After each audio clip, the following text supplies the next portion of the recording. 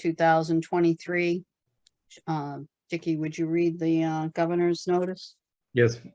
In accordance with Bill S2475 and pursuant to Chapter 20 of the Acts of 2021, this meeting will be conducted via remote means. Members of the public who wish to watch the meeting may do so in the following manner. Tune into PAC TV government cable access channels, Comcast channel 15 or Verizon channel 47, and watch the meeting as it is aired live, or watch the meeting live PAC TV website at pactv.org. Members of the public who wish to participate in the meeting may do so in the following manner. Remote, go to the town website under the select board page and click on the Zoom webinar link. Thank you. Okay, I'd like to call the meeting to order. The first order of business is public comment. Anthony, do we have anyone for public comment?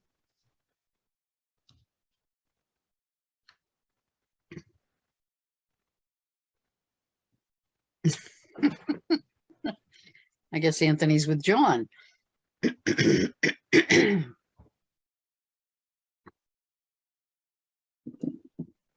One moment, please. Folks, if you would like to make a public comment, please click the raise hand button at the bottom of your screen. I'm also going to send that direction as well in the chat. You know what? We'll give them a minute, Anthony, and go on to licenses and administrative notes. Do any board members have any questions regarding the licenses and administrative notes? And if not, I would like to entertain a motion. Move to them move all them as as a group. presented. Do we have a second? Second. First by Mr. Quintal, seconded by Mr. Helms. Their discussion. No discussion. All those in favor? Mr. Quintal, Aye. Mr. Blitzer, Aye. Mr. Mahoney. We don't hear you, John. And Mr. Helm, Aye. and John myself, gave a aye. thumbs up. Unanimous. Through this meeting, because we're remote, we'll be doing all roll call votes. So is public comment ready, Anthony? Yes, we have Stephen Hall. Okay. Good evening, Mr. Hall. Hey, good evening, Select Board, and thank you so much for allowing me to speak. I'm going to be reading off this so I don't ramble on. So my name is Stephen Hall. I've been a resident here for 17 years and a business owner here in town. I'm here to speak about the conditions at Plymouth South Elementary School. I'd like to start by briefly stating that I'm aware that the actions related to the school itself fall under the purview of the school committee and the school department. I've received quite the crash course in town politics over the past 24 hours on how things work, so please bear with me as I share my experience. I've been in communication with the chairperson multiple times today, and just before this meeting, I received a comprehensive reply from the superintendent, Chris Campbell. I'm here to share this because this issue is larger than the school committee. In my opinion, this is a community problem. In order to have a prosperous community, we need to have clean, safe schools. We need to work as a town and as a team to get this done. We don't need to play games. We really need to fix our schools. I want to say thank you to the select board members who are fast acting and helpful, giving me direction and who to call about this issue when I first saw the email from November regarding the rodent infestation at Plymouth South Elementary yesterday morning. I would also like to commend the Director of Public Health, Karen Keene, for her swift response to this.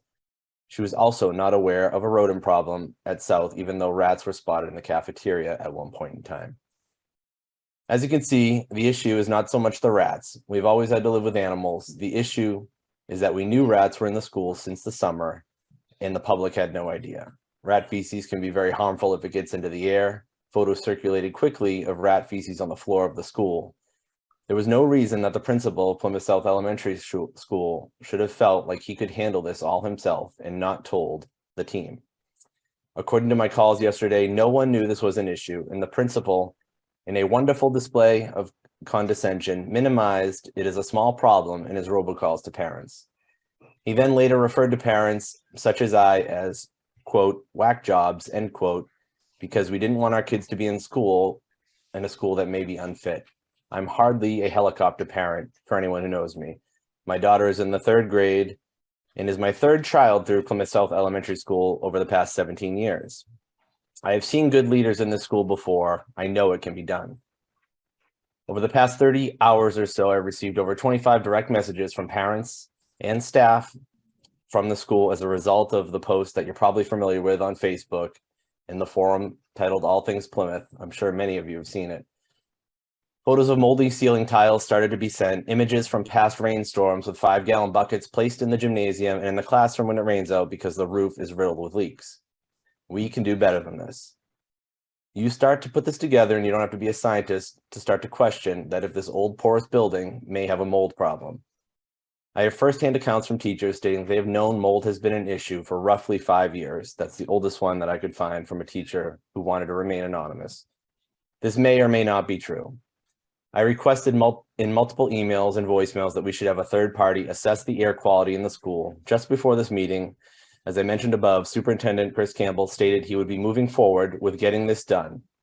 This is fantastic. I'm very happy to hear it. He sent me a very comprehensive response about all the capital improvements that they're working to get done at Plymouth South Elementary and some other schools in town. In the end, the parents are getting what we wanted. Someone to take care of the building that houses our kids for a huge part of their life. It didn't have to go like this, and I hope we can all learn from it. That's all. Thank you, Mr. Hall. And yes, I'm sure I know that we've all been contacted within the past couple of days regarding this. And I actually spoke to Christina Renault myself, and I know Mrs. Keene is acutely aware. So, and if anyone, it's really nothing that we have jurisdiction over, but certainly as a parent, I completely understand where parents are coming from, and I would have taken the same action as you did. So I appreciate it. I appreciate that. Is there any other public comment?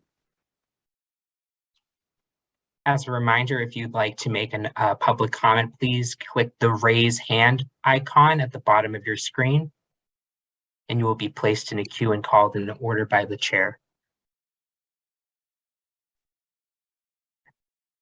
Madam Chair, it doesn't look like anybody has their hands raised. Great. Well, thank you. Moving on to the 2023 annual town meeting articles. Article 9, capital improvement, with Mrs. Barrett, our finance director.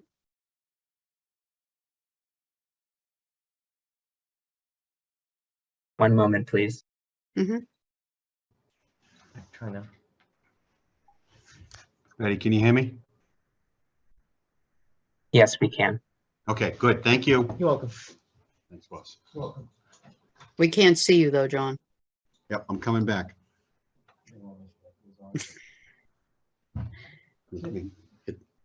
We're so lucky to have you. Hi, Lynn. Thanks for joining us. Hi, can you hear me? We can. Okay, great. So I'm gonna share my screen if that's okay. Let's Sure. see. First of all, I'm going to share the memo that, let's see. Well, what I'm gonna share with you is I'll go over the process of what happened this year with capital improvements. And obviously the town manager is here and he can interject and we can talk about the process. But the way we handled it this year was last fall, we asked all of the departments to submit like a 10-year capital plan, or what they thought, was on their sort of 10-year capital plan. And there's part of the bylaw, we asked departments to submit their fiscal 24 capital requests, and those were all due the beginning of November. So we met with all of the departments and went over their 10-year capital plans. We went over their first year capital requests, and we sort of focused on, certain areas, certain things that were a priority, talked about things that could maybe put on hold for a little bit based on the interactions between the town manager, myself, the assistant town manager, and the departments. So what you're seeing before you tonight, so I prepared a memo that only includes the items that are being recommended for Article 9 at the annual town meeting. So CIC, the Capital Improvement Committee, met on December 28th, and they ranked all of the departmental requests that were submitted. And on this spreadsheet that I'm showing you, you'll see each department as they submitted them in different groups. And for some reason, this won't allow me to move. Okay, here we go. So the ranking is in this column with the yellow. So we had them ranked about like 1 through project 44. So mostly everything is being recommended to town meeting, except for about 3 items, and I'll go over those items. But we have all of these departments between information technology, the police department, fire department, the school department. There's one project in the school department that actually they're going to fund through their school lunch revolving account, and that's the floor at PCIS. We discussed that with the school department. So even though CIC ranked it, it's not an article that has to go to town meeting because they can spend those funds without appropriation. Then we get down to there are certain projects in the CIC list that are going to the special town meeting. And those items are highlighted in that list in the column where it says ATM or STM. So there were 3 projects that have been identified either because of timing with a grant or timing with a piece of equipment that just needs to be replaced that are going to go on the special town meeting versus the annual town meeting. So we go through this list, and you've been provided this list, all of the DPW departments, what projects have been submitted from there. So in the general fund, the town manager is actually funding a total of $10,555,339. Most of that's being funded through free cash, $7,262,023. And then some of it is being recommended from other available funds that we have. There's a project on here that was submitted from the recreation department that at the time, prior to last week, CIC ranked it as number 44, which was the last project on their ranking list. And then at the time, the town manager had suggested to the department to seek a CPC application for that. But the department has chosen not to do that. So that project for recreation department, the Hedges Pond Pavilion, that is not included in this article that's going to town meeting, either at the annual or at the special. So that is not being recommended at this time. I just wanted to make that clear. It was just, there was some communication as to them maybe seeking application, but they have chosen not to. Then we have some projects for the wastewater, for the sewer department, a total of $1,271,179. And then there's 2 projects from the water department that are being funded at the annual town meeting. And then 1 project from the airport that's being forwarded to the annual town meeting in Article 9. And then, as I said earlier, there'll be 3 projects that will be going to the special.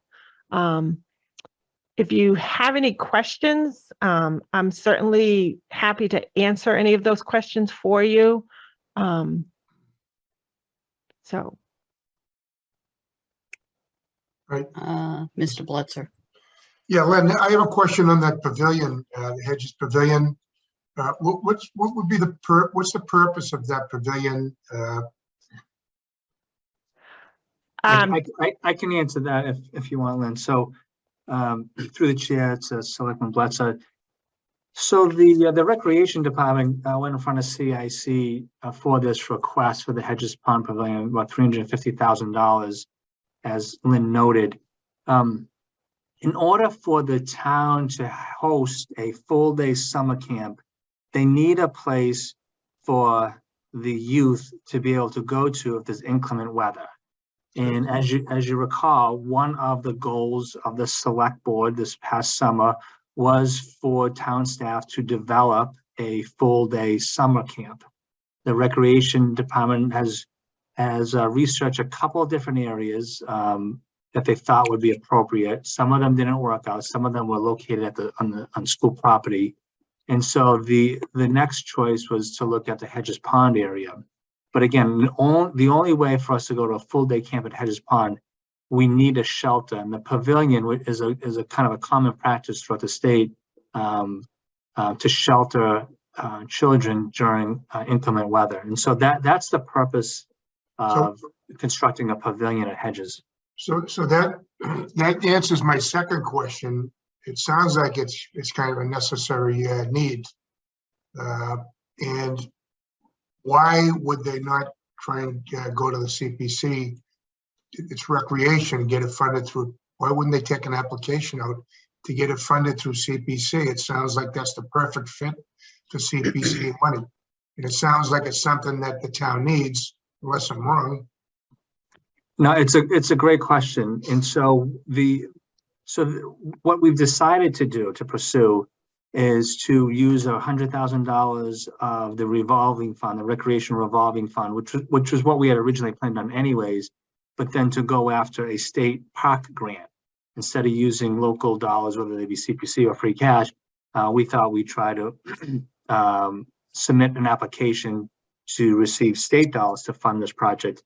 And so time, although is of the essence, because we want to meet one of the board's goals, we do believe that there will be a demolition delay imposed on the large Great Hall that's currently in the place of where this pavilion would be constructed. So we believe we have time in order to write a very competitive grant application to receive state funds to support this effort. So great. So there's a plan in place to get some grant money or for this, so it doesn't come out of the taxpayer. That's good, because as we all know, everybody agrees. I'm sure we need things like this for our town. So for the kids. Anyway, thank you. Is there anyone else? Because I have a couple comments. Mr. Quintel. Do you want to go first, Madam Chairman? I just have questions with 1, 2, 3, 4 of the recommendations, but Okay, well, I can- yeah, I will go first, and this, Go ahead. of course, has Go. to do with Hedges Pond. First of all, I completely agree that we could have a pavilion there. But I absolutely vehemently disagree with taking down that building. A pavilion is not shelter. A pavilion, it just has a roof. It's not able to keep kids dry and comfortable and warm. I mean, a nor'easter goes through here and they are not going to be sheltered. So as the liaison of the CPC for a few years, this is one of the projects that, you know, we've worked with Bill Cohan, and I personally, obviously I won't be here after May, but I certainly will be vocal if that building is to be torn down, because that was never the plan. The plan was to always have that building fixed with CPC funds. And I honestly can't imagine tearing down that building and just having a pavilion. I mean, I think a pavilion there would be great, but not in place of such a wonderful building that actually could be an entire new revenue stream for the town. Because if you fix that building up, whatever it costs, and it would be under CPC, 3 million, however much it is.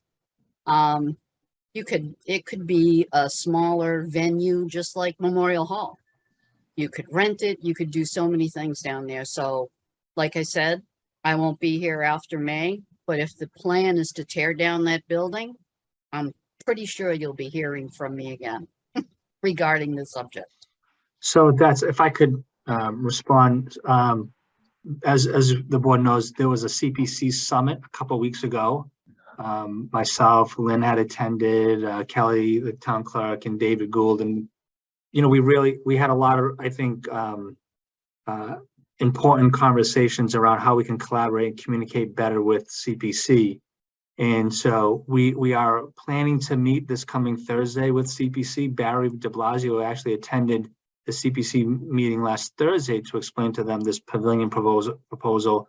And so this coming Thursday at 2:30 down in Hedges, we will be having a meeting with CPC members who hope to attend.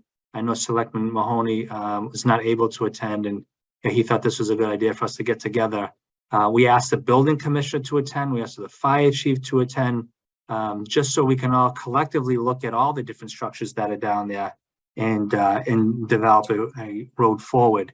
I do have to say, though, the board would have to consider this goal, and if the board wants to table this goal for the next couple of years until CPC's funding comes back, I believe that CPC will not have any real funding for the next 2 to 3 years, based upon some obligations such as Stevens Field and the dredging at Jenny Pond.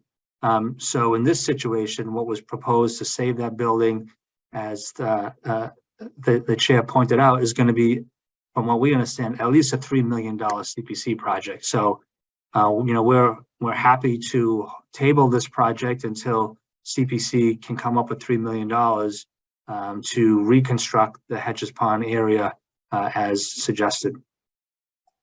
I mean, I don't have a supporting a pavilion.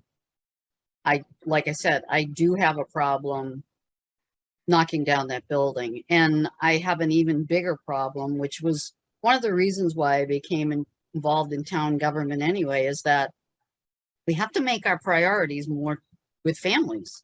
I understand there are a lot of needs, but you know what? Families and kids have greater needs. There's no summer camp. We're the biggest town in the state. And like I said, I have no problem supporting a pavilion. I would speak for it. But I do not understand. And it's always been a plan. I know it was a plan with the former town manager. I know it's a plan with Mr. de Blasio. They've always wanted it, but we've always put a stop to it. And it would be a disgrace for us to take down that building and consider shelter for our children as just a pavilion. That's just my opinion. Madam Chairman, before Dickie speaks, can I speak one last thing on this issue before he speaks Sure. on issues? Derek, one last thing. Can we encourage Barry to, who's ever going to be in charge after Barry, to at least go forward with the application to the CPC while you're applying for state grants, to at least get the ball rolling? I know they don't have the money right now, but let's at least get the process going, and still apply for the state grants, to see if we can come up with. Yeah, I mean, we certainly can submit an application to CPC. Let's assume CPC approved the application. It would go to the fall town meeting, Exactly. So, there's no money there right now, but at least, and then see what we can get for state grants, because that would be helpful too. And we could use the state grants as well as CPC money. We might have to use less CPC money if we get some state grants. So I'd like to, let's keep moving forward with both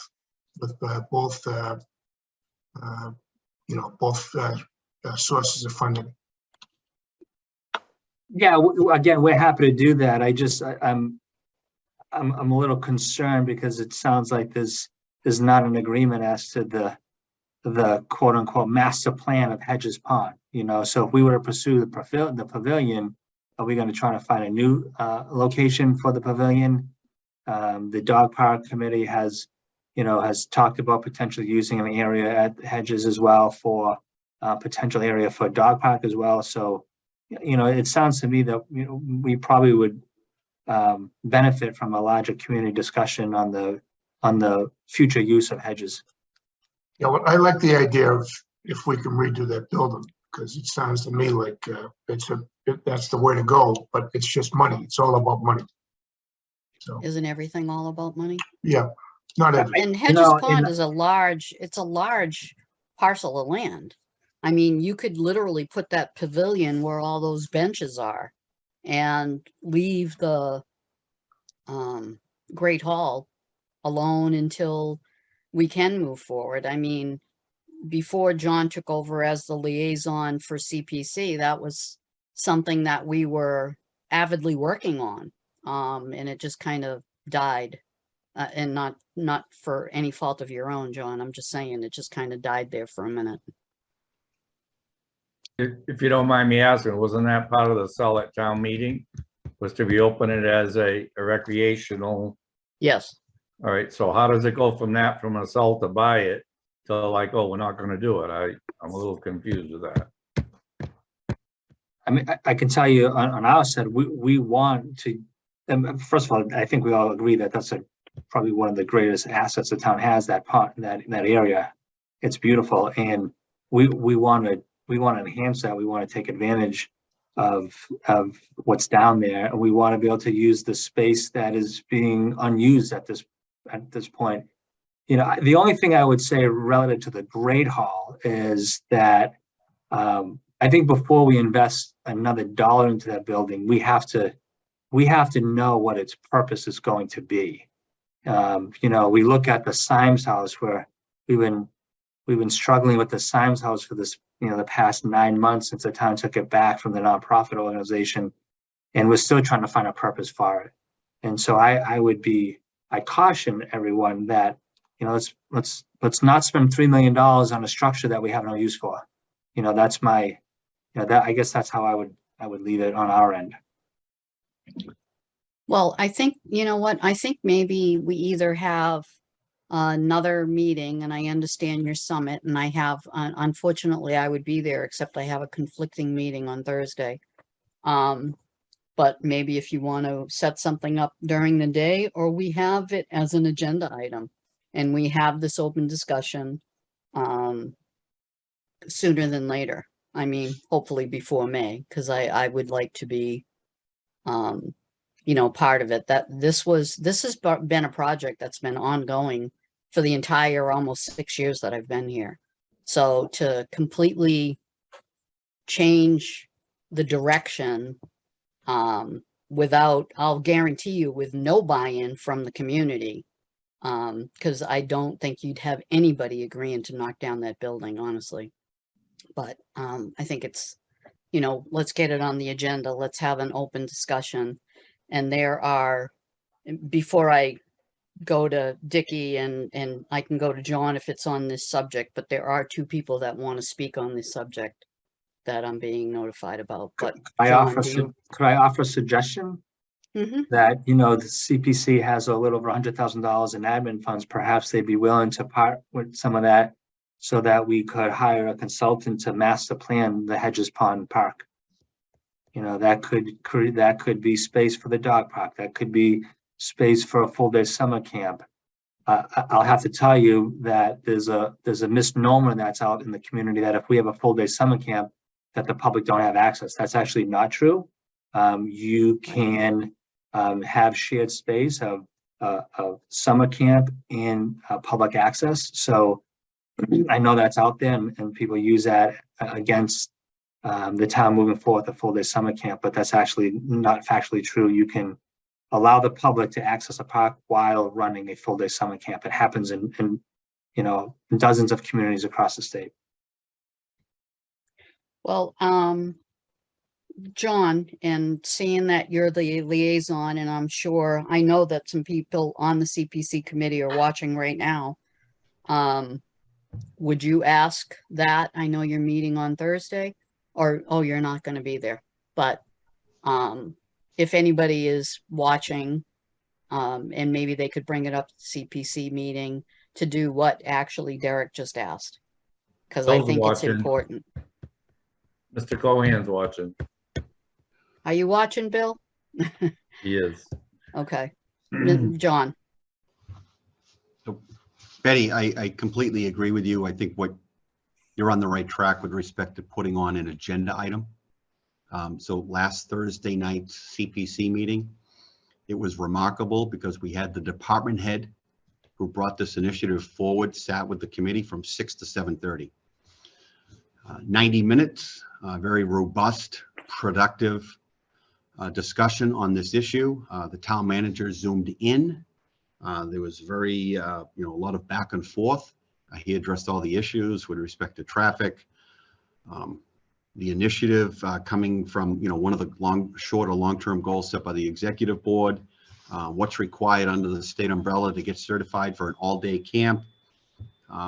Dickie, you had mentioned earlier that, coming out of town meeting in 07, when the purchase was initially made, there was a subsequent article in 2011 or 2012 of around 900 to 1,000 to $1 million that invested in the infrastructure and set up the half-day camp.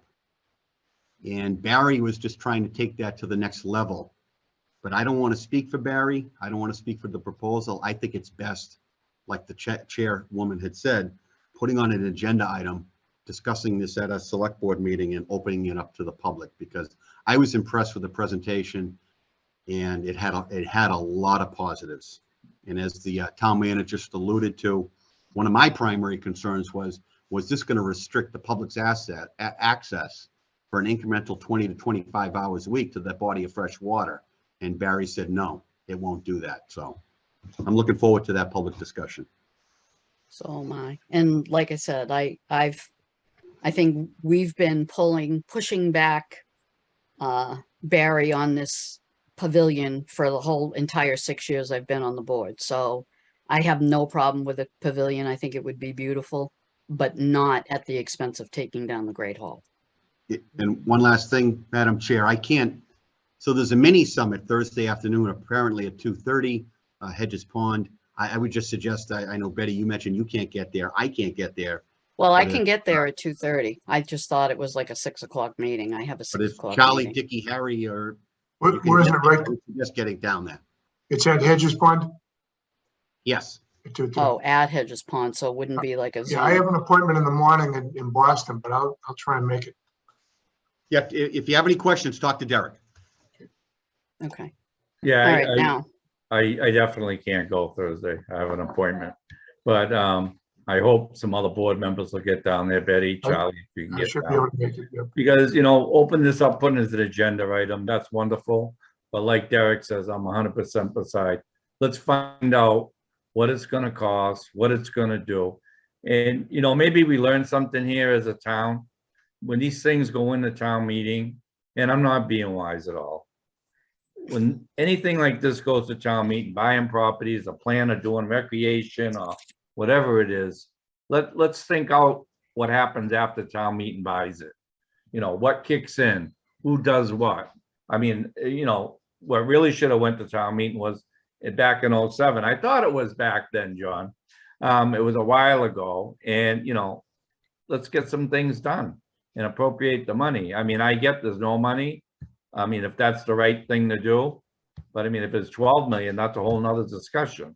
I mean, I don't know, but I mean, how does the average person or town meeting member know these things? I mean, I don't know how it went from 07 to right now. I guess that's my. Prices go way up. Exactly. Right now, they're expensive. well, I mean, obviously the thing should have been done a long time ago, but I Yeah. think we have to bring back focus to the people we represent. Yeah. And I'm not saying this to be a jerk, but not department heads, we have to bring the focus back. And I got 3-4 months left, and I want to keep that focus on our families. So I think it's important to move forward with that. And I will try to get there I want to say I'll get there at 2 o'clock, but it depends on how I feel. Having a month of COVID and bronchitis has kind of knocked me back a little bit, so. Is it 2 or 2:30? Is it 2:30? 2:30 at Hedges. Yep. So, Mr. Cohen just said to me that there is no CPC is not scheduled to meet this Thursday. And there is no mini summit, so he doesn't know what anyone's talking about, so maybe The Derek, you Community can touch Preservation base. Committee, the Community Preservation Committee were invited to do a walk around at Hedges at 2:30 this coming Thursday to talk about the small cabins that still remain that are in dilapidated condition, and then to have a much larger discussion about the Great Hall. From what I was told by Mr. de Blasio, a number of CPC members have confirmed their attendance. The fire chief has confirmed his attendance. I believe the building commissioner will be there. Barry de Blasio will be there. So there'll be a large contingent of folks there to talk about the Hedges Pavilion proposal. Mr. Helm,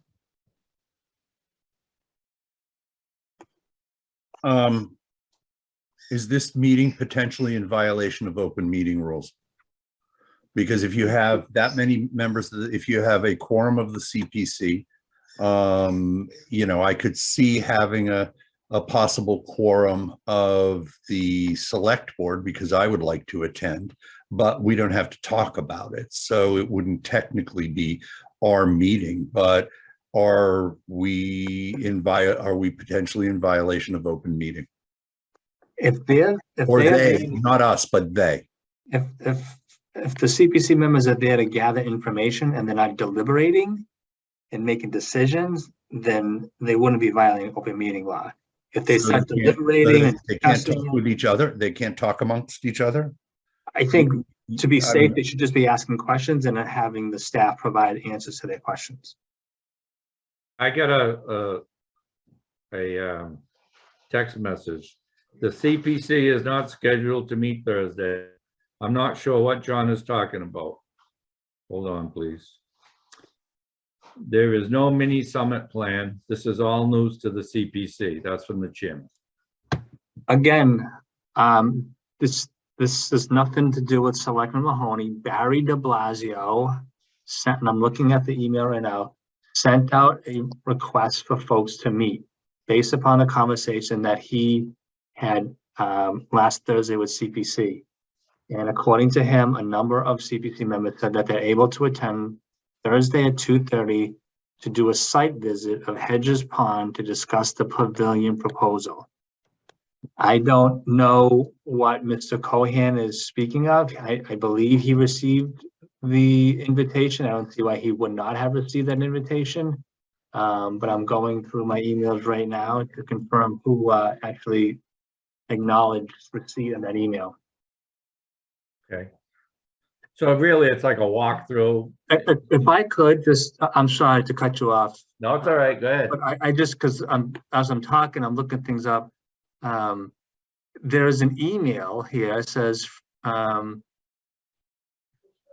Barry, I have a request from someone that wants to look inside the main hall at Hedges. They're requesting Thursday at 2:30. I wanted to invite you and the committee. Now, this is directly to Bill Cohen. You and other committee members that would like to attend. Can you please extend this invitation to your group? Bill responds, Barry, thank you for the notice. I have forwarded the notices to the CPC. Do you have the keys? I have the keys in the CPC office at Town Hall. Let me know if you need them.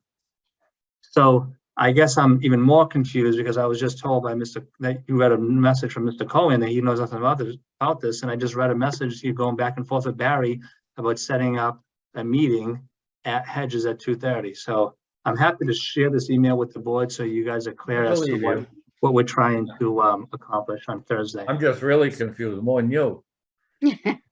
Well, I mean, I just read you an email and I just forwarded the board, so you all have the email of the communications between Barry and Mr. Cohen. Thank you, Derek. You're welcome. so there is a meeting and CPC members are attending. So that's it. So Okay. Mr. Quintal, and I know Anthony, Are the people that are in queue to speak, want to speak on this subject? That I am not aware, but we have 3 people that are, have their hand raised. Could you ask them?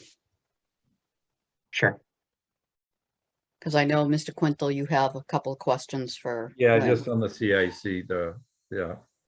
Do you want to go or wait for them? It's up to you. You're running the meeting, Madam Chair. I know that Ginny Davis wants to speak on this matter, and I Okay. believe Lee as well. So I can Okay. promote her as a panelist. Do you mind, Mr. Quintel? Not at all, ma'am. Don't call me ma'am. I'm down south. Everybody's damn. Yeah. Makes me feel old, older than I Okay. already am.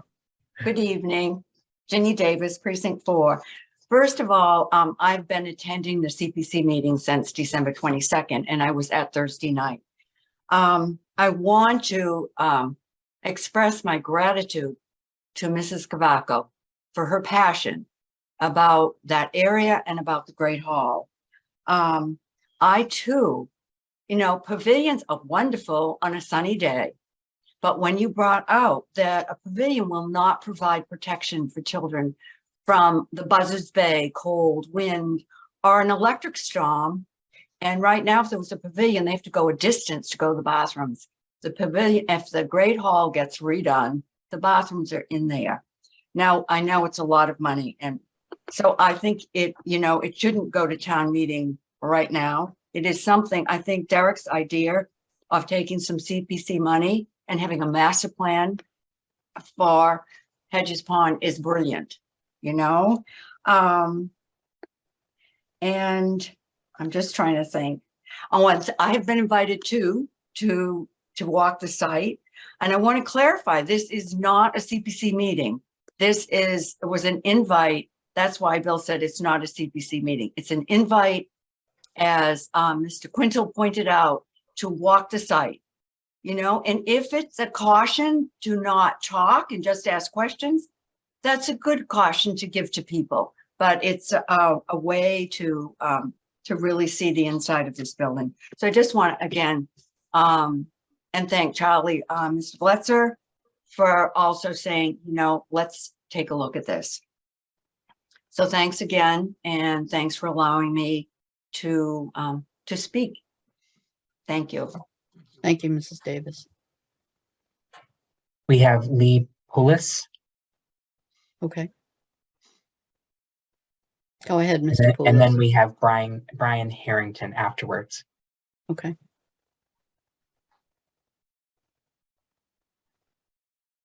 Mr. Poulos? Lee, I guess you can't see me. I don't have well, I'll start a video. How about that? Great.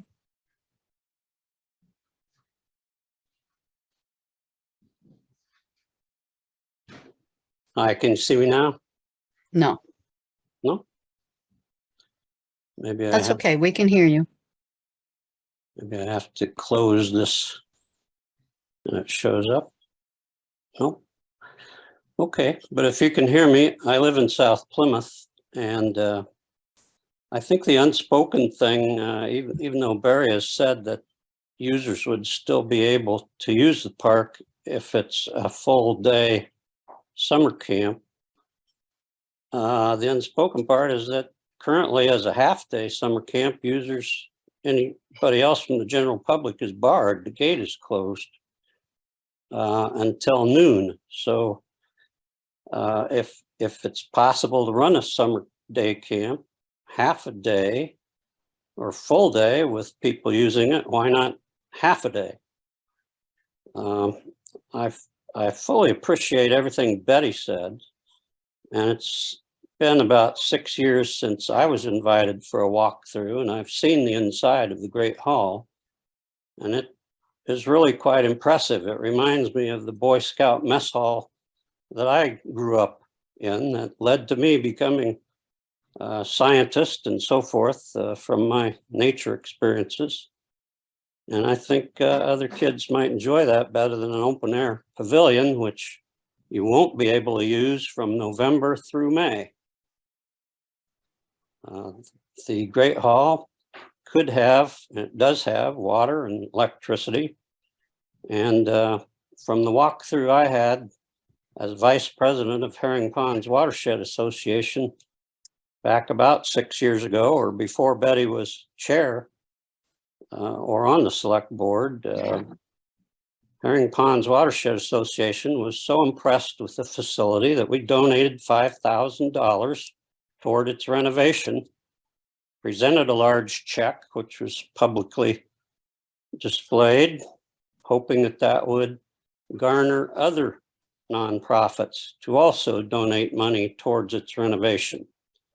Now, I find a $3 million estimate to be somewhat inflated in my mind in terms of what it would take to renovate that, but I guess y'all have lots of procedures and codes and things to follow that are different than a normal house would cost to build. But the structure is there, and a lot of volunteers would be willing to generate labor just as Habitat for Humanity does. So we offered that as an organization. We have members who are carpenters and contractors, and the community could pitch in and defray some of that cost. Our thought at the time, when I was education chair and vice president of the association, was that we could have programming all through the winter that would educate people about nature, and it would be a perfect setting for that. And we wouldn't be paying rent for a 2-hour public meeting every once in a while at Little Red Schoolhouse or somewhere else that some of these places have just not been tenable. We used to do it at the firehouse in Cedarville. But of course, COVID has interceded and people are doing Zoom. And I just had one of the most wonderful Zoom experiences at the Wildlands Trust Barn today, where they had a device called the OWL conference camera that was able to do 4 split screens and follow speakers with the camera and the microphone. And it was high resolution on a big screen. So there are ways to do hybrid meetings that, Brian Harrington, who I think may be interested in speaking, called me today and said this issue was coming up on the agenda and could I attend, because he just got back from a trip and has a cold. And I tested negative for COVID this morning in order to meet at Wildlands Trust with folks about another park in Plymouth that's having issues. And I said, no, I don't want to go. And I got online and found out, oh, well, you're having it by Zoom. But it's nice that we don't have to go in and do this. But how in the world would anybody know that this issue, which was ranked 44th in priority by the committee that's looking at capital improvements and recommended for 0 funding, actually was taking up a huge portion of the meeting. And even though it's recommended for 0 funding, that's kind of a misleading thing, because it sounds like, a grant application was going to go in to try to make it happen anyway. Mr. Poulos, we're going to make it an agenda item, and probably we shouldn't be discussing it as intently as we are on this subject. But when Ms. Barrett brought up that the recreation department had, removed that request, the dialogue just started. So we kind of wanted to clarify a few things, but I agree that I believe that $3 million is quite a bit inflated, and even more so, I believe that the community would love to help out and do things if we can get them to do it. And it would, it would be a great project, but as you well know, I know that your organization has been very supportive of that project. So, that was one of my goals way back when, and it'll stay my goal even when I'm out of office. Well, I appreciate the time that was spent tonight, And I wasn't invited to attend on Thursday at 2:30, but if you invited me, I would. I live pretty close. You can attend. Okay? It's on my calendar. Mr. Helm, I'm still deeply concerned about having this 2:30 Thursday group meeting that has not been posted. I'm really, really concerned about this. it's a walkthrough. It doesn't matter. I think it's a violation of open meeting laws. Period. Well, It's Betty, the- this is not procedure that is we apply. This is outside of procedure that we apply to ourselves. Okay. did we have a meeting scheduled for the walkthrough at 46 Sandwich Road? No, we did not. We were all able to walk through. People talked about it. I don't think this is any different. And our board members were there. All of our town staff was there. I don't think this is any different. And if someone wants to file an open meeting law charge because of this little walkthrough down Hedges Pond, welcome. Betty, you and I Go are going for to be it. in total disagreement about this. I don't think it's Well- transparent. I don't think it's transparent. I don't think it's posted. I think the residents should be able to participate in this walkthrough because they're going to be asked for $3 million. And listen, I don't want to hear that people don't think it'll cost $3 million. Okay, people who know these things say it will cost $3 million. I'm willing to trust them. I'm unable to say that it's inflated. Okay, so let's just say it's going to be $3 million of taxpayer money. Okay, I'm not saying that it's a bad idea to do it. Okay, I'm not saying knock it down and put a pavilion up for 300,000. What I'm saying it's $3 million of taxpayers' money. And I think if we're going to have a walkthrough, I think the taxpayers ought to be able to know that we're going to have it. And I don't think unless it's posted, that's open. I don't think it has, well, Derek, Well, I would say that walkthroughs are very common practice. Conservation Commission does them on a regular basis. This was more of a fact-finding mission, so we all have a better sense of this pavilion proposal. There's nothing being brought to town meeting at this time. So this is something that we do on a regular basis. Quite frankly, we could have done this on our own without even having to talk about it publicly because it's not a public meeting. The public can be there. I mean, we just invited the last speaker. He certainly can attend. It's not a private meeting. We're going to walk around the property. We're going to have a conversation about what to do with the property. yeah, I don't see it as a violation myself, so. Mr. Bletzer, and then we're gonna move on. Yeah, I want, Harry, if it'll make you more comfortable, I'm gonna be in Boston in the morning anyway. So if you and Betty want to go, I can get on and do a walkthrough at another time. So our board is not in any violation. So Well, I don't have a There, problem. it isn't a violation, Charlie. Like I Well, said, if when we Harry's were on, concerned, I don't have a problem. I can go and take a walkthrough at another time down there. All I have to do is walk the property and peek in the windows, whatever, and just see the property. If that would make you feel more comfortable, I don't have any problem stepping back. No, it doesn't make me feel more comfortable because there is the distinct possibility of a quorum of the CPC attending. Well, That's my problem. that's not our jurisdiction at CPC, and it's a discussion. All of the CPC members were at 46 Sandwich Road all at the same time. All of the board, 3 or 4 of us of the board members were at 46 Sandwich Road. I mean, 3 of our board members were at the Symes house along with public. I mean, you can certainly put out there, Derek, maybe you can have Anthony put something out that there's going to be a walkthrough on Thursday and the public is welcome. This isn't a meeting. We're not deliberating anything. It's nothing more than what we've always done in the past. So, and I just want to move on.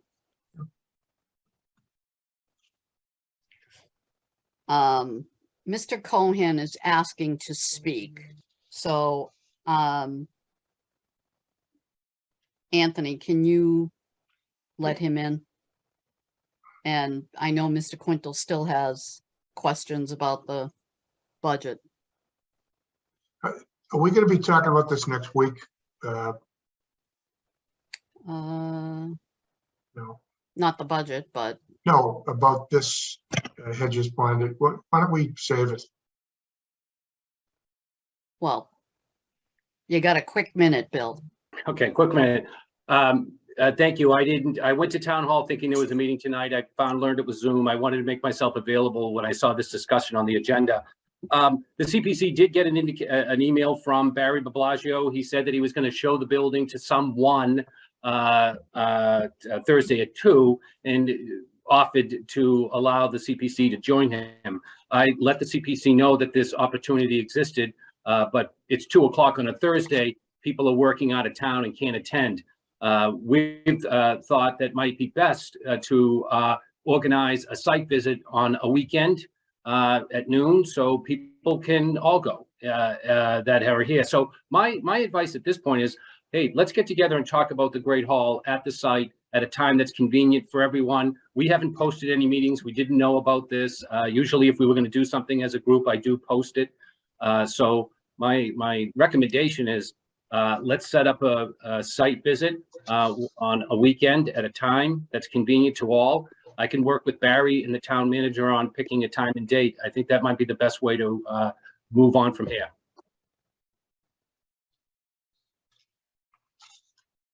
Yeah, we can talk to Derek and figure something out, but the meeting still stands for Thursday. Correct, Derek? Yeah. Okay, thanks, Bill. Thank you. Anyone else, Anthony? No, we do not have anyone else. Great. Now, Mr. Quintal, I'm so sorry. Please forgive us. Absolutely, no problem. There's Lynn. Hi, Lynn. On number 6, Lynn, rank 6, I believe if I'm looking at it right, Hedge School, gymnasium floor. I could be wrong, but where did I see it? On here.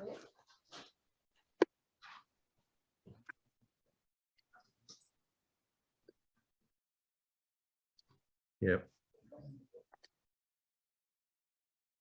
Yeah, so Hedge School replaced gymnasium 4.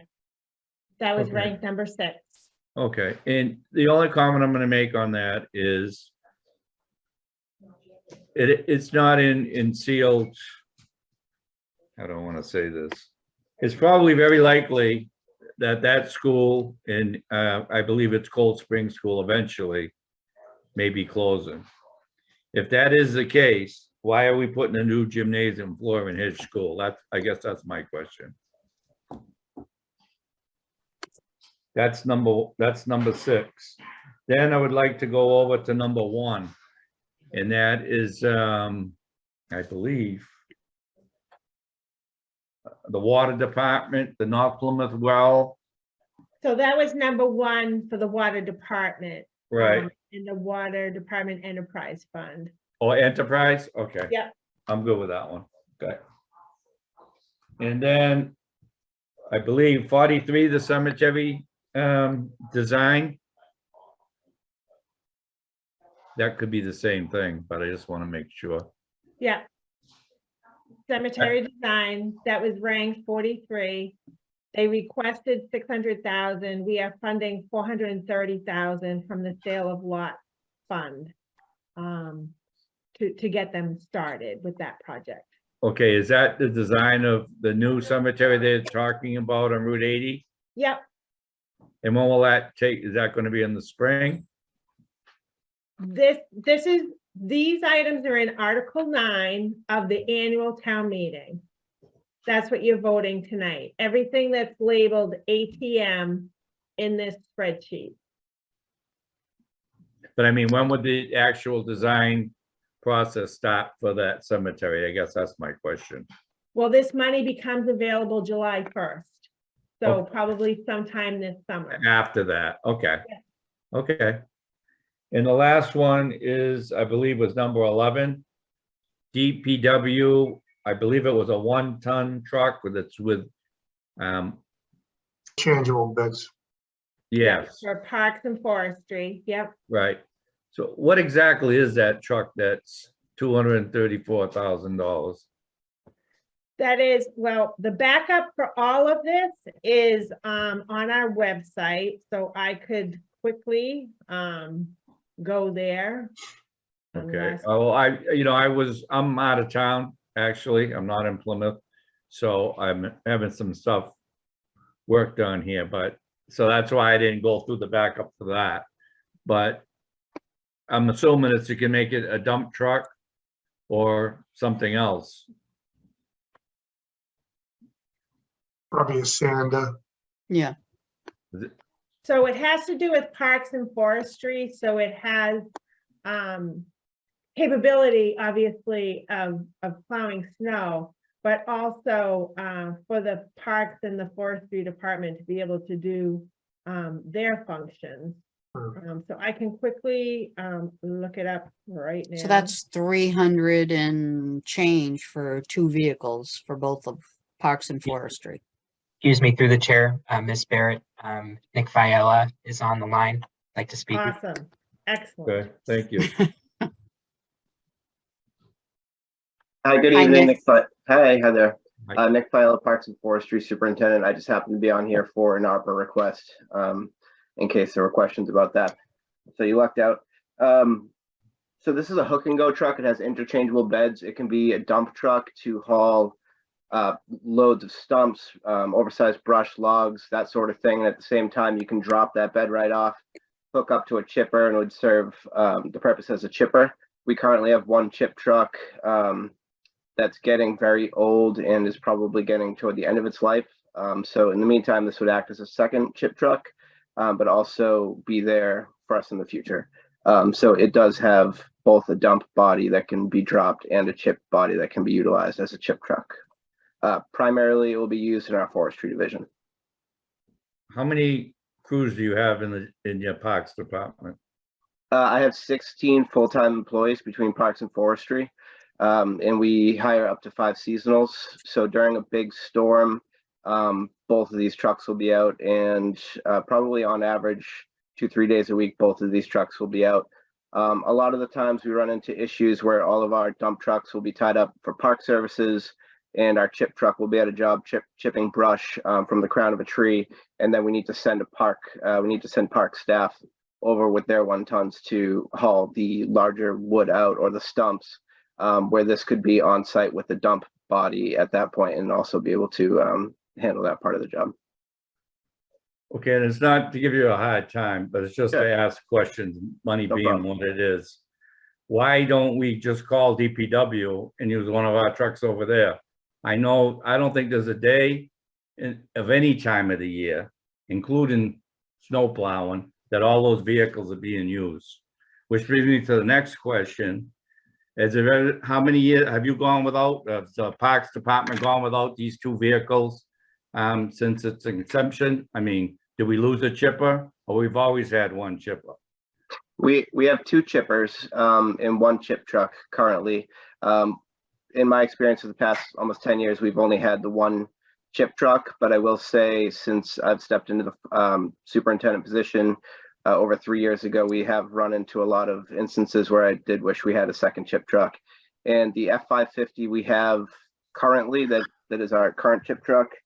I don't have the stats in front of me, but I know it's got high mileage and it's getting pretty old. It's constantly over at the Fleet Bay for service. Okay, well, Yeah, thank you very much. I just Thank wanted you. to ask those questions now. I appreciate the questions. Okay. I guess what I'm trying to say, Derek, in a tight budget year and going forward, I know there's a lot of equipment. Like I said, I'm sure we have dump trucks. I know there is. That we're not using and why they couldn't be borrowed and use the money for something else that the town needs. I think we bought a snow blower years ago. I don't know. $170,000. Never been used. $170,000. I don't think we've used it yet. Let's sell it. Better yet than that. I don't think we have anybody that knows how to use it. So if these questions seem like, it's nothing to do with Nick Viella. I think he does a great job. But what I'm trying to say is, you know what? You need it, in my business, we need a truck. We borrow one, we use another one. We just don't go out and buy another truck because once in a while we need one. Sometimes you have to, make ends meet, and if it comes to that, or or saving taxpayers money on something else, I'm all for it, that's all, but. And you know, whether, and anything going forward for town meeting members with Cold Spring School or Hedge, make sure you ask your questions, you know, we're gonna keep investing money in these buildings that eventually, you know, they're doing studies and I get it, but the talk's out there. And, you know, if that's gonna be the case, then I can't see putting money in the buildings we're not gonna keep or use as schools. I mean, it has to stop somewhere.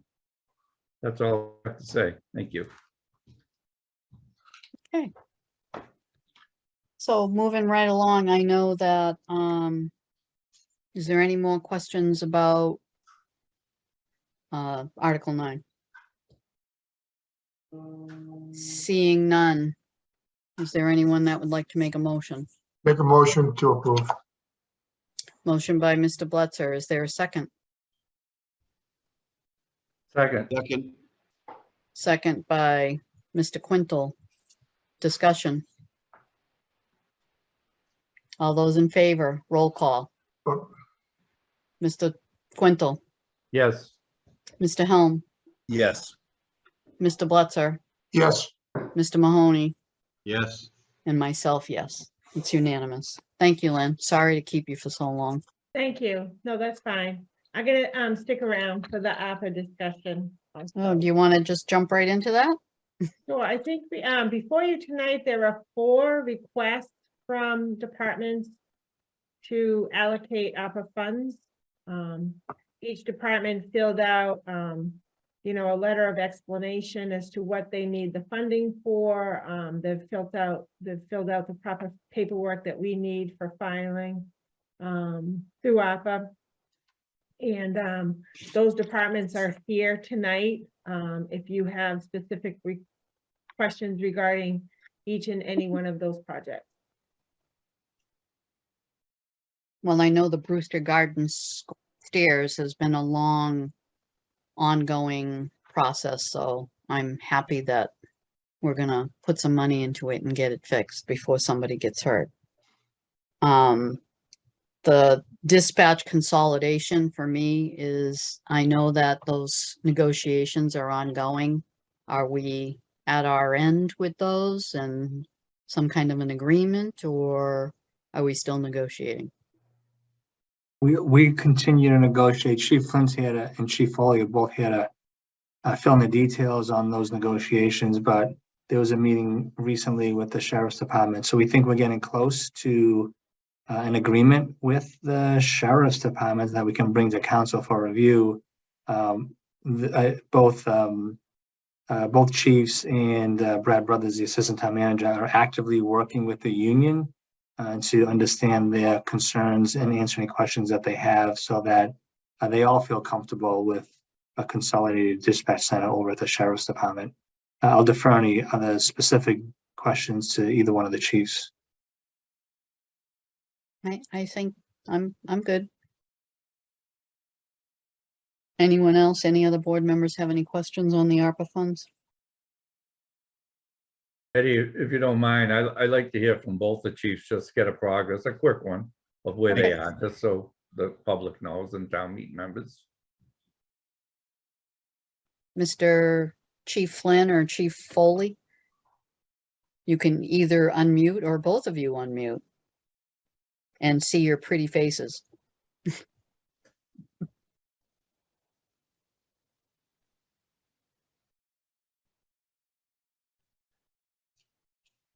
One moment, please. Yep.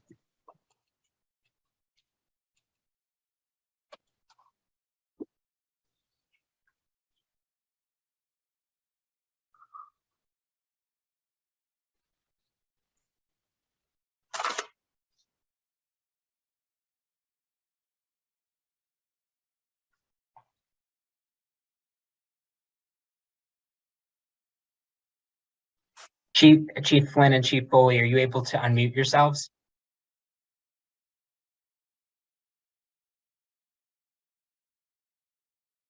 All right, one moment, please.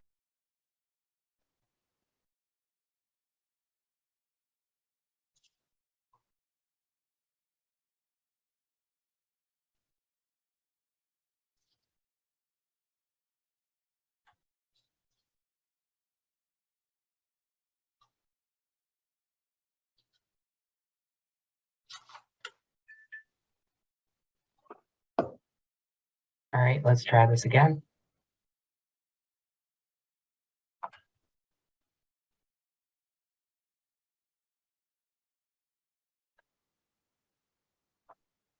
If we can't see them, they can just speak if we can get audio.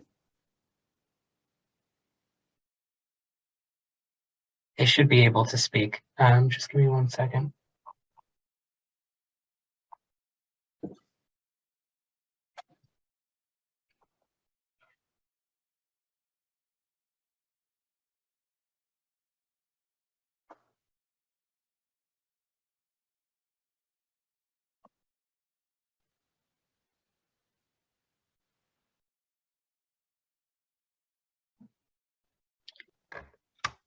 Dana, are you unmuted?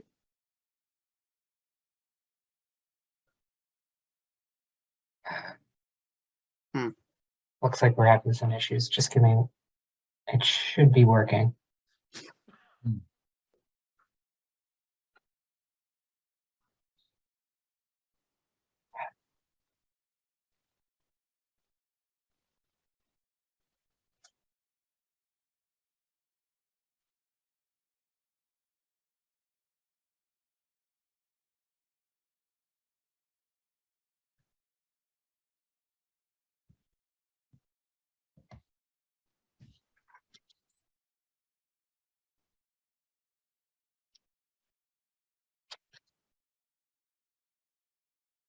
Derek, do we want to come back to it, and do something quick? Do we have anything quick?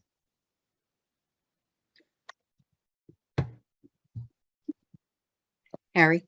I mean, we have a presentation by Kelsey Casey. That's going to take some time.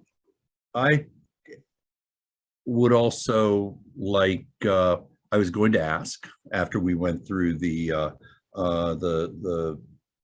police chief and fire chief, to have Mark, our climate resiliency and sustainability planner, explain. I know it's only $15,000, but I know we have the materials, but I would love it if he could explain to us and the audience, and it would be, people would rewatch it, what this, the climate action net zero plan is. Great. Mr. Reel is actually right there and he can unmute himself. And if you wouldn't mind, Mark, welcome. And if you just give us a little, or give the public a little bit of an explanation. Sure. Can you hear me okay? Yes. Very good. So good evening, Madam Chair, and through you to the members. There's two things here, as Selectman Helm mentioned, the climate action plan for a $50,000 request and the electric vehicle purchase, an additional $15,820. We'll start with the electric vehicles. So back in September, the select board had approved $118,000 towards a purchase of 5 electric vehicles. At that time, the plan was to purchase a Ford Lightning, 2 Chevy Bolts, and 2 Nissan Leafs. We have since been able to purchase the Ford Lightning and 2 Chevy Bolts with 1 additional bolt on order. And we've come across an issue where the Nissan Leafs are unavailable, and the ones that will be available will be considerably more costly than what we had originally planned. And so because the Chevy Bolts have been successful, they've been being utilized in inspectional services, and it's been very successful, we figured we would continue moving forward with a purchase, but because of the cost difference, we need just an additional allocation. So that is where we're at with that issue. And then on the climate action plan, the development and implementation of a climate action plan is really an essential function of my job. And this funding would fulfill another identified goal of the select boards for FY23, which is to develop a climate action plan. So we'd be really doing some great work here in fulfilling your goals and helping me get my job done. It will really serve as a guide for a guide to adapt and mitigate the impacts of climate change, not only for town government, but for the entire community as a whole. And there'll be an extensive engagement process throughout the creation of that plan. So it will provide an opportunity for all members of the community, all folks in government to have a say in the development of that plan and what the results will be and what actions will be laid out in the plan at the end of the day. And I really want this plan to be something that's not put on the shelf. It really needs to be something that anyone in the community can pick up and read and understand and know where we're all going on these issues. So I really look forward to having this done, and that will only be the beginning. Really, it will really be the start of the work that we all have to do. Great. Mr. Helm, does that give you the, Oh, absolutely. Yeah. I knew that, but I'm glad that he was able to explain to people watching. This is important, and I remember when we agreed to bring on a sustainability planner coordinator. So thank you, Mark. Thank Yeah. you.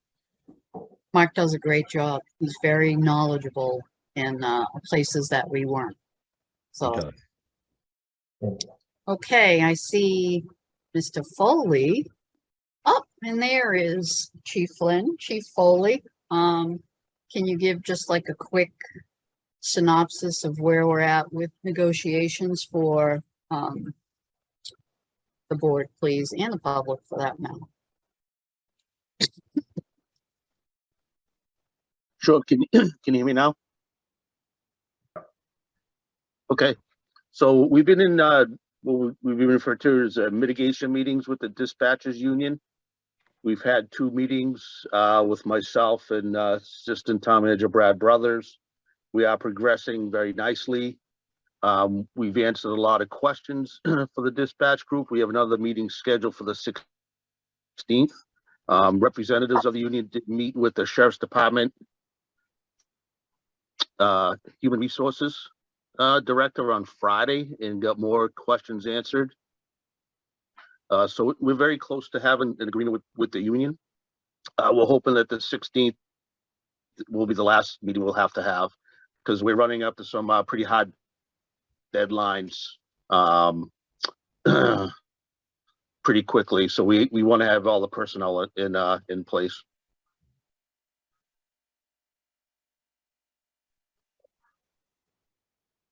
You're muted, Betty. Chief Foley, do you have anything to add? No, I think that Chief Flynn really kind of hit it pretty well there. Things are moving along. They're moving at a much quicker pace now than they have over the past several months, which is promising. We have our vendors in line and understand that what our timelines are as far as the implementation of the project. So I believe we have all the pieces in the puzzle to really get this ramped up so that we can stay on schedule. And the personnel piece is being handled, and a lot of questions are being asked and answered at this point. It's a difficult conversation, but I think it's being handled very well. Mr. Bledsoe. I'd just like to commend both the chiefs on this, getting this, it's almost done. And I think it's going to be a win-win for both parties, for the town and for the dispatchers. And I know our concerns of, the dispatchers being taken care of. I think there's going to be promotions on the other side that they never had before. I think the money's going to be better for them. And I think it's going to be more efficient for the citizens of Plymouth, and it's going to be safer for them too. So I think after you go through all the, there's going to be some issues, some growing pains. And once everybody get through that, I think it's going to be a win, like I said, for the town and for the employees. I commend you for all the work you've done. Thank you. Thank you. Thank you, Chief Flynn and Chief Foley. And now with that being said, do we have a motion to approve the American Rescue Plan Act for project proposals. I'll make the motion. Second, Motion by Mr. Blitzer, second by Mr. Mahoney. Do we have any more discussion? Seeing none, I'll take the roll call. Mr. Mahoney, yes. Mr. Blitzer, Yes, Mr. Helm, Yes. and Mr. Quintel. Yes, The vote passes. Thank you. Unanimously. Okay, next on the agenda is the Plymouth Public Library 2023 to 2028 strategic plan with Kelsey Casey. Good evening, Casey. Kelsey. Hello, how are you? Great. I'm going to share my screen. Hold on one second.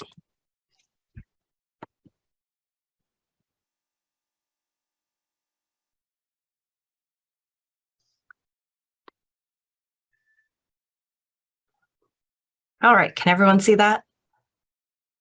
Yes. Great. So thank you for the opportunity to share the library strategic plan. The strategic planning process began way back in October 2021. We created surveys and held focus groups and gathered data to inform this final plan. The goals that we created are broad, and each year we will create specific action items based on those goals. The Plymouth Public Library engages and enriches the community through lifelong learning, collections, programming, and outreach. We are free and open to all with a commitment to diversity, inclusion, and acceptance. Our first goal is to connect with the community. The main takeaway that we hear from people about the pandemic time and time again is that people are what matter. We want to build relationships and act as a community hub. And as you all are very aware of, our main challenge in Plymouth is just our sheer size. It's not easy for people to travel 25 minutes by car to come to the library. It's even harder when they're packing up 2 toddlers trying to get to story time. And it's also an hour by bus to get to the main library from Algonquin Heights. We want to work to shorten that distance from the library by meeting patrons where they are. We've been holding programs at Algonquin Heights and Little Red Schoolhouse just for a start.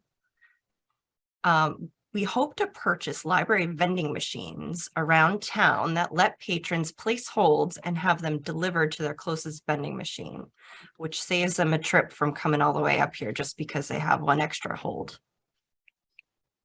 Plymouth is really lucky to have a very engaged population. I've never seen so many members of the community on boards and committees, and we want to connect with those community groups, the schools, local businesses, and other town departments to create unified progress towards a greater community. And we also want to emphasize the relevance of the library's capabilities and resources to stakeholders in a more effective way. And that includes coming to select board meetings like tonight and letting you know what we're doing. And this is America's hometown. We have a lot of history. So our goal will always be working on preserving that history. And if you haven't visited the local history collection on the 2nd floor of the main library, I strongly suggest it. My least favorite words are, I didn't know you did that at the library. We offer so many services and programs that aren't well known.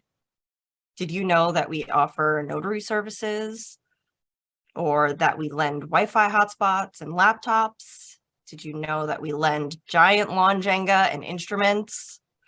We need to improve our marketing so that everyone in the community knows what we can do for them. Because it's not enough to just provide the service. People have to know that it's there and that's available to them.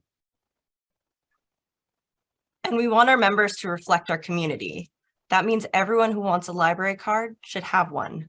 Only about 1/3 of Plymouth residents has a library card. And we are hoping to get those numbers much higher. So our second goal is to focus on sustainability. Plymouth has so much natural beauty and is in danger of the effects of climate change. Whether it's saltwater intrusion or protecting our aquifers, half the battle is education. We want to become a resource in town for those who wish to learn more about sustainable practices and how climate change and development is affecting Plymouth. In February, we're hosting a local author talk, and he'll be talking about the fight to revitalize Ellisville Marsh. We also have a slate of programs about how you can grow your own sustainable garden from now until September.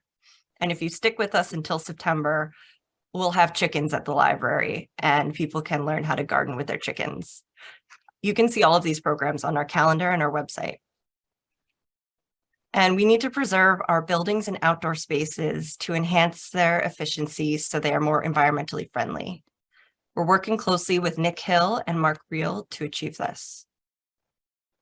Libraries as a whole are a pretty inherently sustainable institution. We encourage people to borrow materials instead of purchasing them, which breaks up that chain of purchasing. But we're doing more by further examining our daily operations to do our part towards combating climate change.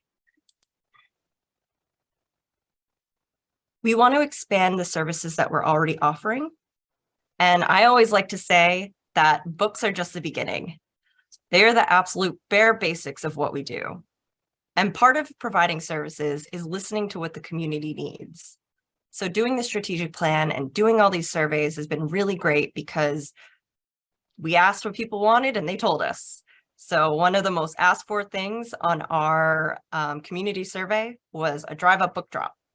So in our departmental request this year is a drive-up book drop. So that just has to go through town meeting. And a large part of our service is programming. And we are going to make sure that we continue creating a robust programming schedule for all ages. And we're always taking suggestions.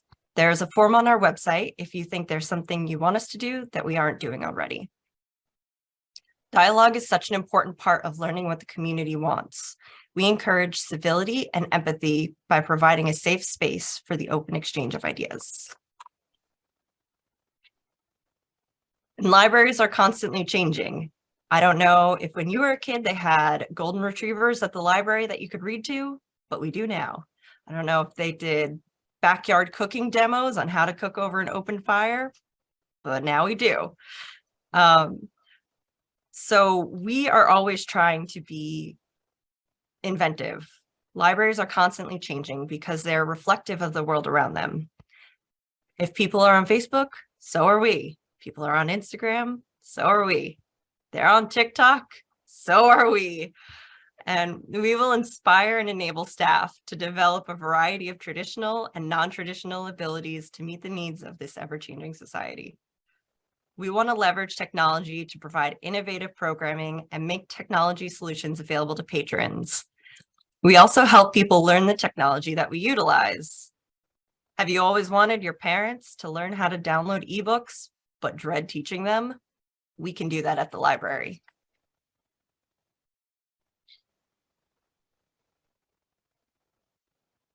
We create lifelong learning opportunities for all members of our community through materials and programs. We'll continue to assist adults in their pursuit of education through classes and GED and HiSET test preparation. We currently have 96 students in those classes. And those graduates have gone on to secondary education, trade schools, opened their own businesses, and gotten farther ahead in life than they would have been able to do without that diploma. We now have 4 English learning classes serving 60 students, but that still isn't meeting the need in Plymouth. We still have a waiting list of people that want to get into these classes and learn English. We also help our students achieve their goals of citizenship. We've had 4 US citizens created this year so far. And we want to reflect the richness of all cultures and communities in Plymouth and the world in everything we do with programming and education. Access and freedom are the cornerstones of our institutions, but I don't think it can ever be stated enough. We consistently commit to providing equitable access to desired information and resources in digital and analog formats. and we will always promote the freedom of information, art, and ideas. You can view this entire strategic plan at plymouthpubliclibrary.org. We just ask that you do not print it because that conflicts with our sustainability goals. We do have a Word format without all of the pictures and graphics that you can print out. That will not use a bunch of printer ink. So thank you very much for letting me present this, and I will take any questions that you have. I'll stop sharing my screen.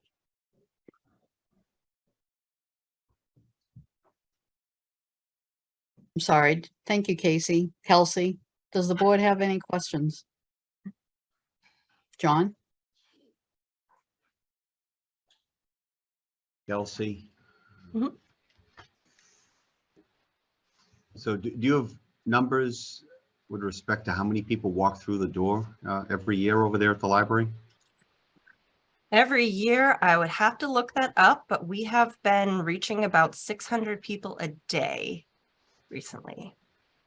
And, okay. I guess my question is, and I don't know if you can answer this, but I've been hearing about the demise for the last 20 years of brick and mortar libraries.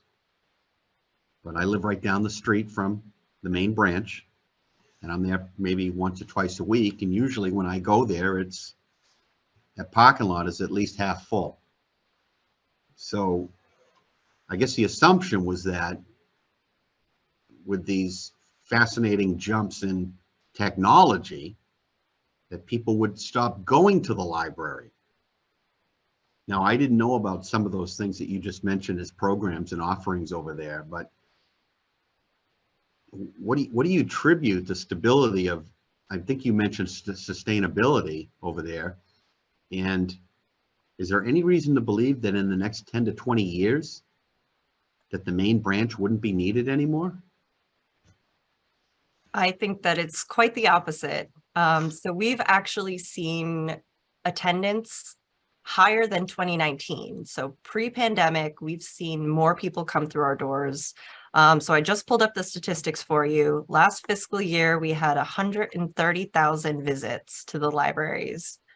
And it's not just, like I said, books are just the beginning. We have people that come in for technology assistance. So if, people are saying that technology is going to replace libraries, well, somebody has to teach them how to use the technology. So we will always be there for that. Okay, thank you. Anybody else have any questions? Okay. Well, thank you, Kelsey, and we appreciate all the work you gals are doing over at the library. The library staff knows that they are near and dear to my heart. So wishing you well. I'd love to see the skating rink on the front lawn of the library someday. So there's a goal, but we appreciate everything you ladies and gentlemen do over there. So thank you. Thank you. Thank you, Kelsey. So we're going to the distribution of the proposed town charter. We're going to table that, but under the select board open discussion, I did forward a letter today from PAC TV to all the board members regarding an open forum that they're doing to discuss the charter. And I think it's a select board member, a planning board member, someone from the finance committee. And I would like to suggest that for the select board that we send Mr. Helm to represent the board, if anyone has any comments. I think it's a great idea. Do you need a motion? Yeah, let's make a motion. Motion I'll make to that appoint motion. Harry Helm. Motion by Mr. Quintel and seconded by Mr. Mahoney. Mr. Helm, are you okay with that? I'm okay with that. I'm good with that. I'm not sure I should vote though, but I'm okay with it. You Only can if vote it's him. gonna give you a monetary benefit. But that's okay. All those in favor, Mr. Mahoney, Aye. Mr. Bletzer, Yes, Mr. Quintel, Definitely, yes. and do you want to abstain, Harry? Abstain. Yes, I'll abstain. Thanks, Betty. Perfect. All right, and me, yes, as well. Okay, now the town manager's report. All right, so as you all know, we're working on that very complicated sewer interceptor project on Water Street. A couple items came out of that as of yesterday and today.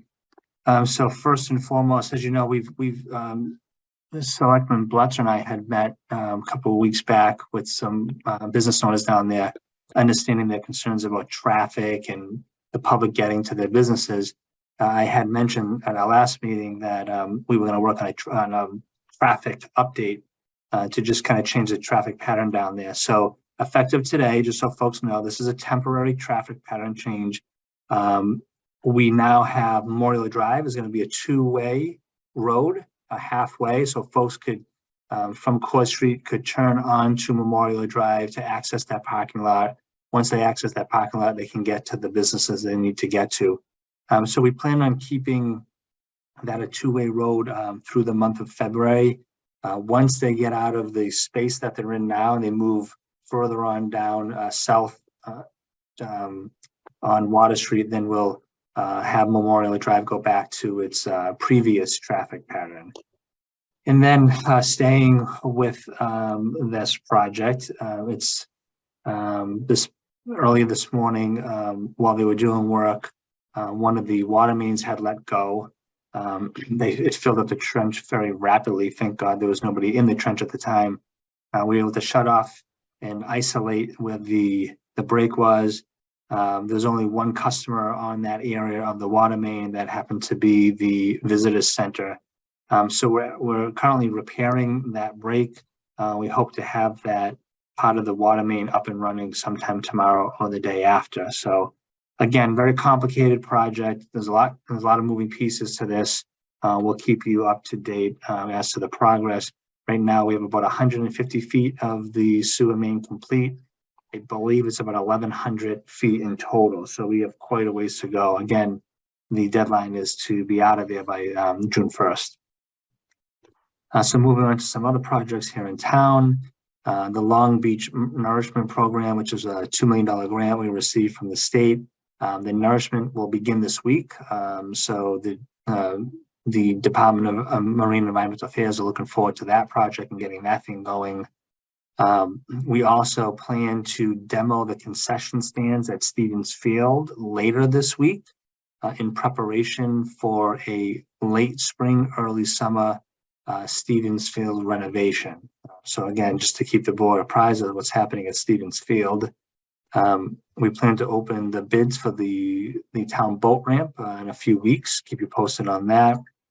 And then from the police department, a couple of things that are happening, some good things. I think the board knows that the police department about a year and a half ago were able to get a grant to hire a licensed clinician to work with the police department on responses. Most of these responses are behavioral health in nature. That response has seen an overwhelming number of calls for service, so much that the chief is now working on getting a second clinician to be a part of calls for service and response. So looking forward to have a second clinician. Again, it speaks to the need that's out there in our community. And then on top of all that, the police department is working on getting a comfort dog. And yep, I said it, a comfort dog. This dog will be a part of the clinician's response to calls for mental health needs, maybe go to the schools and be working with the SROs, and then, calls for service with this de-escalation that's necessary. So again, the police department and under Chief Flynn, they're doing a lot of great work to really think about community policing in a different way, and I really appreciate their efforts. And then just a couple more quick updates. Lee Hartman is working with Cape Cod Community College and has been able to work out a really great collaborative program where Cape Cod Community College is going to offer classroom space to town officials so that they can learn about GIS. As you know, GIS is really encompassing all the work that we do. It's not just an engineering program anymore, but it's a planning program. Law enforcement uses it in many ways, and certainly our DPW uses it in a lot of ways as well. So compliments to Lee Hartman to work out this agreement with Cape Cod Community College, and we appreciate their assistance in helping teach our staff around GIS. And then last, I only bring this last one up because I know a number of folks, and it's one of the goals of the board, is to really look at teaching our town officials around first responder CPR and AED certification. So many of our buildings don't even have AEDs in our buildings. And we have a meeting coming up this Thursday with town officials and others to start to put together a program where we can train those that are interested in CPR and AED response. So once we get the certifications, we'll be seeking funds to acquire AEDs and outfit many of our town buildings with AEDs. We've seen what happened with a football player at Buffalo a few weeks ago, and it was actually an AED, amongst other things, that saved his life. So it's just another program we're trying to initiate here throughout Town Hall. So pending any questions, that's all I have for this evening. Mr. Blotzer. Yeah, hey, Derek, Cape Cod Community College, I know they're over in the airport, and they get a great program over there, training airplane mechanics. It's a great program, and all the kids in that program are guaranteed jobs. And now they're doing something with police department. Is there any way, I'd love to be able to entice Cape Cod Community College to maybe open a satellite campus up here somewhere? That would be fantastic. I know the president has been at some of the chamber. I was at a chamber and I met him, and I wonder if somebody, Stephen Cole or somebody, could reach out to him, and I know he knows him, and see if he can maybe entice them to do something up in Plymouth. I think it would be great for our community. So yeah, it's a great idea. And actually, Steve Cole at our staff meeting today talked about working with some of the university, Bridgewater State and Cape Cod Community College, with the two higher ed institutions. He talked about developing programs here in town. So he's already tracking that. He's having those conversations right now. So, as we get closer maybe to some potential agreements, hopefully, we'll certainly bring that back to the board. I mean, we have Quincy here now, Quincy College, Curry College. Be nice having, maybe one or two more. I mean, it would be fantastic. So, yep. Agreed. Yeah. Okay, any other comments for the town manager? I just have one. It's that, one of the things that people are recognizing quite a bit is the social media presence of our PD. And I know Captain Higgins has a lot to do with it, and he does they all do a great job. I mean, people love seeing the things that our officers do, and it's not, the stigma of, stone-faced and everything. So it's actually enjoyable to watch, and there's been a lot of positive feedback because of it. That and the mental health person that rides along. We saw it happen in Duxbury. The mental health issues out there, and some of these calls that these officers are faced with. She's so effective in providing resources, for people that need it. It's a lot of these domestic calls. It's serious stuff, and it's going to be very helpful. And I'm sure the care dog will probably be effective too. I'm sure. But those are great programs, and kudos to Dana for the new chief for doing that. So, Captain Higgins, a lot of towns are adopting his what he's doing because they love it. And he's the perfect person to do that too. So. And that's one of the things where we're all aware of that Duxbury tragedy, and our own staff at the BID had to deal with quite a bit of it, and it was, you know, it was horrible. It's just a horrible tragedy, and you know, I'm not going to embarrass him, but I know that Vice Chairman Mr. Quintal fed our ER workers and our social workers a couple days ago, and you know, these are it really puts things into perspective when you take a look at what's happening around us. And Duxbury's not far from us. They're really part of our community. So, you know, there's really no words except, you know, an immense amount of prayer and healings for, you know, the loved ones of their family, the community, our first responders. It affects everybody. If it affects a Duxbury police and fire ambulance guy, it affects ours as well. And if it affects some of our nurses at the hospitals, our hospital, it affects everybody. So just keeping that family and everyone involved in our prayers.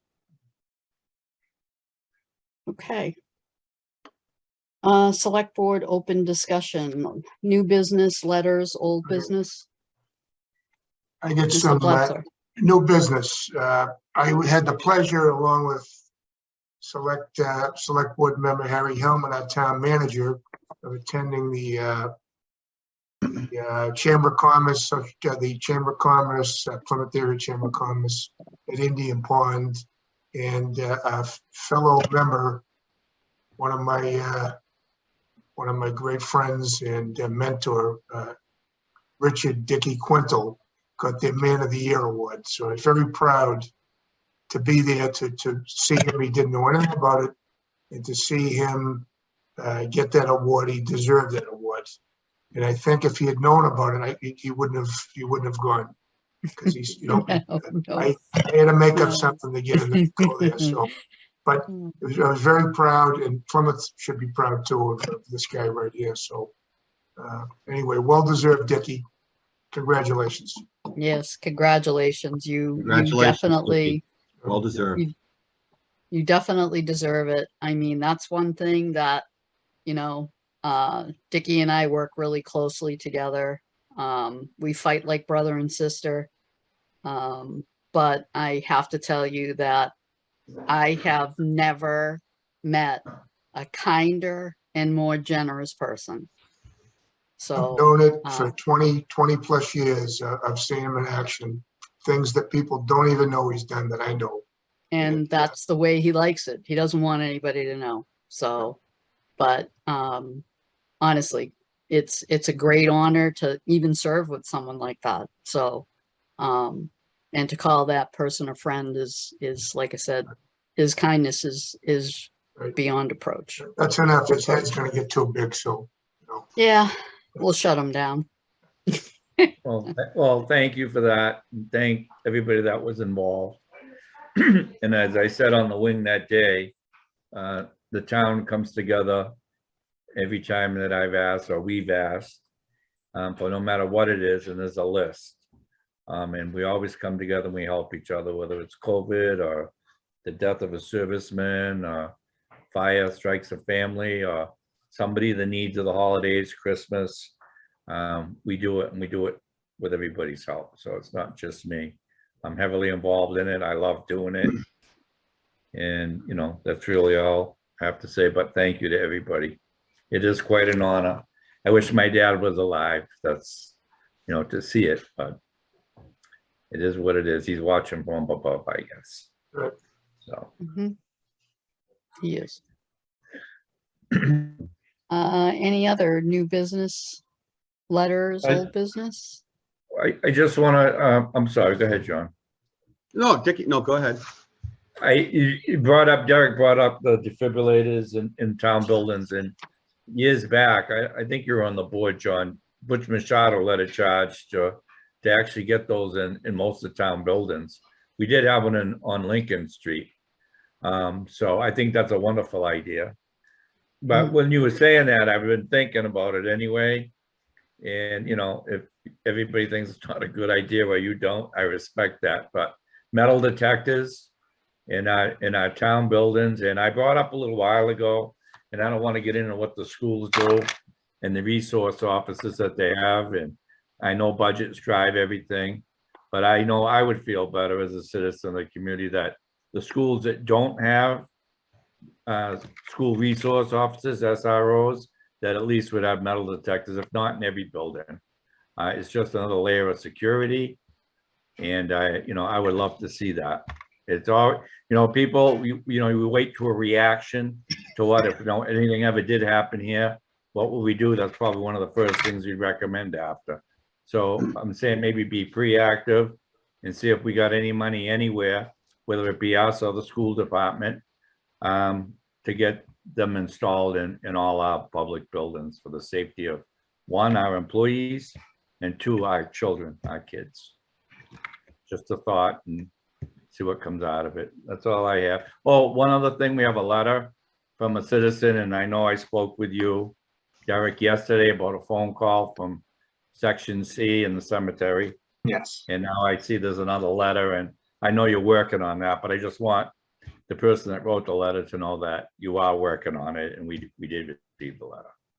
We have received a number of concerned calls from residents about Section C over at Vine Hills, and we're paying close attention to what happened, and we'll certainly remedy that as quickly as possible. I know you will. Thank you. Okay, Mr. Mahoney. Thank you, Betty. I just wanted to comment on the loss of the resignation of our DPW director. And Dickie, I do remember when Select Board Member Machado brought that initiative forward. And I think Mr. Quintal is one of the, the only other person in this meeting that will remember 15 years ago when Mr. Beta came on. He was the 4th DPW director in 4 years. There was significant turnover at that position. He came on board, I think, early in 2011, and there was kind of a running joke about the over/under as to how long he would last, whether it would be a year or not. So I just wanted to comment that he made it to 12, just an incredibly resilient and remarkable 12-year run. And I just wanted to thank him for his contributions to the community. And I don't know what the next chapter holds for JB, but I wish him all the best. I think we all do. I think we all wish him well, so. Agreed. Yes, and I can refer to what John's saying. It seemed like right after Lee Beckler, we went through quite a spill of DPW directors. It's a large community. And, I will say thank you to him for his service, and I wish him also the best, the very best in his next endeavor. Yes. Anyone else? I know you guys want to just hang around, but there's a motion to adjourn. How's that? Second that. All those in favor? Aye. Aye. Okay. Was that unanimous?